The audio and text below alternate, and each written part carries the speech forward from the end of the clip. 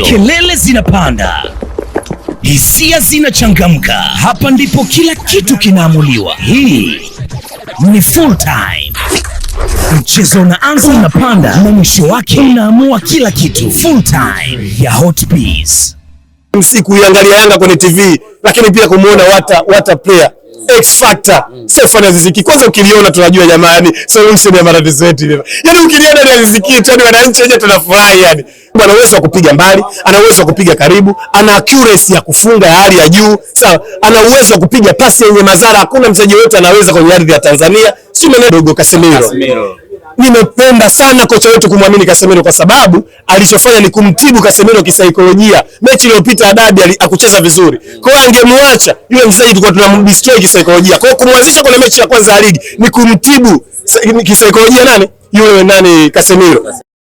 Hongera kwa mchezo pia na hongera pia kwa kumtambulisha yule ambao wananchi pia walikuwa wanamsubiri kwa hamu, ama watu wengi walikuwa wanamsubiri kwa hamu. Tayari tumemwona na matokeo ya leo pia amescore. Yule ambao watu hawampendi pia ameweza kuscore. Kwanza tuanze na hongera kwa mchezo, pia tutaenda na yule ambao mlikuwa mnamsubiri kwa hamu pia. Of course kwanza tunamshukuru sana Mwenyezi Mungu kwa sababu hiki ambacho tumekifanya leo ni kitu ambacho tumekifanya kwa mara ya kwanza. Yes. Of course mkiwa unafanya jambo kwa mara ya kwanza, najua viongozi pamoja na hata sisi mashabiki baadhi tulikuwa pengine tunahisi kwamba itakuwa na ugumu kwa sababu mchezaji mmoja kujaza full house na kuweza kumtambulisha yeye tu sio kitu ambacho kirahisi kwa sababu haijai kutokea kwenye ardhi yetu, lakini uwezi amini kwa imani ya viongozi wetu kwenda kwa msemaji wetu Ali Shaban Kamwe ambaye always mimi nikisema hajawahi kutokea msemaji bora ama afisa habari bora katika ardhi ya Tanzania kama Ali Shaban Kamwe. Ameweza kuorganize kuleta ubunifu huu na kweli umeitika, kila mtu ameridhika, kila mtu amefurahi, kila mtu ameona utofauti mkubwa wa hii historia mpya ambayo tumeandika Young Africans, kumtambulisha mchezaji ambaye kiukweli ameweza kukonga nyoyo za mashabiki wa Young Africans kwa sababu kiufundi ukiangalia Young Africans tulikuwa tuna kila aina ya mchezaji, lakini tulikuwa tunamkosa mchezaji ambaye ni creativity,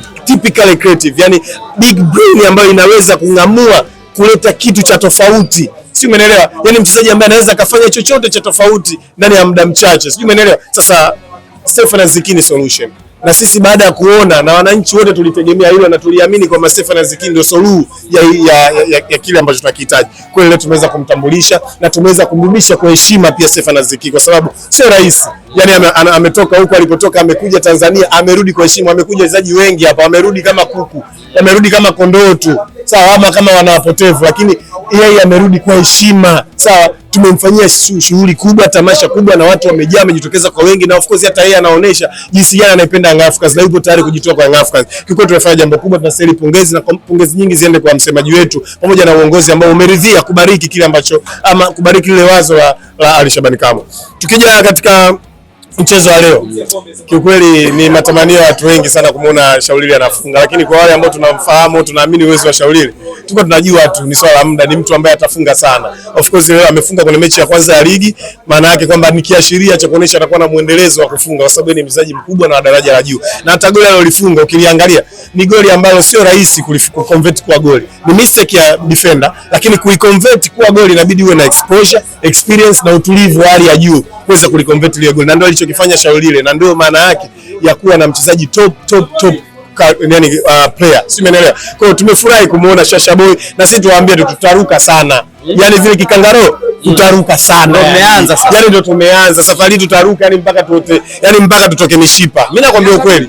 Umezisikia comment pia alivyotambulishwa Aziz Ki, watu wakaanza kuulizana kwamba atakuja kuchukua nafasi ya nani pale sasa. Of course Young Africans ni kubwa.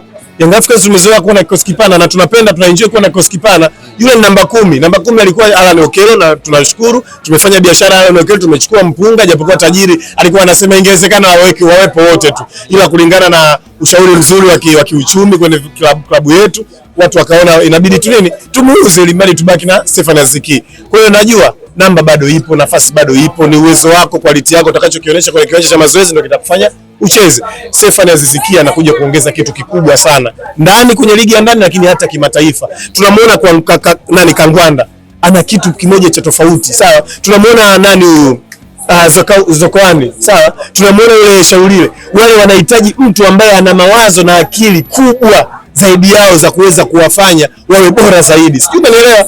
Yani kuna pasi fulani mpenyezo tulikuwa tunazihitaji. Kuna moment fulani mtu anapiga ni wewe uamini kama atapiga. Simeelewa.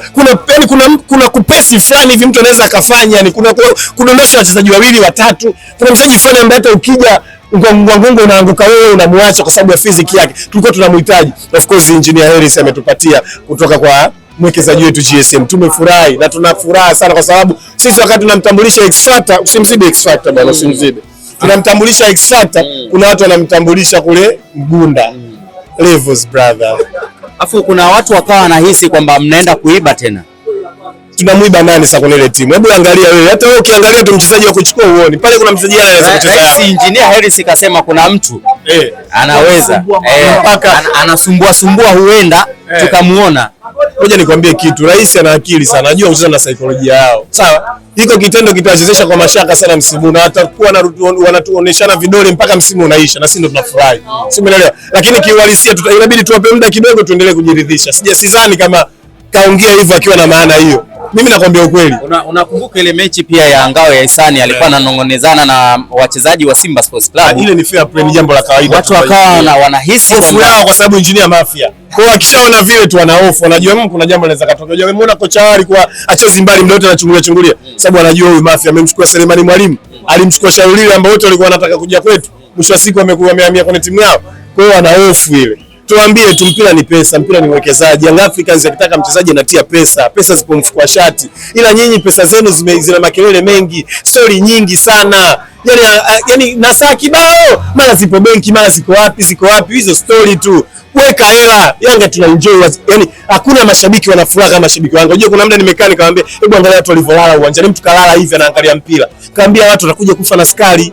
Watu watakuja kufa wako. Yani kwa ile wanasema excitement, too much excitement. Yani watu wako very excited yani. Sio umeelewa? Wana furaha iliyopitiliza jamani. Yanga jamani raha. Mimi nakwambia ukweli. Ya kukusanyana kuiangalia Yanga kwenye TV. Iko kitu sio cha kawaida. Ila huyo alikamo huyo. Kawatoa watu wakaacha Azam TV kwenye majumba yao, wamekuja hapa kwenye vibanda umiza. Wamekuja hapa KMC kuiangalia Yanga kwenye TV. Lakini pia kumuona what player. X Factor. Stefan Aziz Ki. Kwanza ukiliona tunajua jamani solution ya matatizo yetu ile. Yaani ukiliona ni Aziz Ki tu wananchi wenyewe tunafurahi yani. Kuna miongoni mwa comment pia ambazo zilikuwa zinazungumzwa kwamba Okello kuondoka kwake miongoni mwa watu ambao wamefanya makubwa sana japo aliingia katika duru ya nusu. Lakini baadhi ya comment ya wananchi hawakutamani aondoke pia. Ngoja nikwambie kitu. Okello ni mchezaji mzuri, ni mchezaji wa daraja kubwa sana, la juu kabisa. Nikwambie ukweli. Yaani mchezaji ambaye sisi tulivyompata tulifurahi kutokana na mahitaji yetu ya kipindi kile. Sababu hatukuwa na Stefan Aziz Ki, sawa?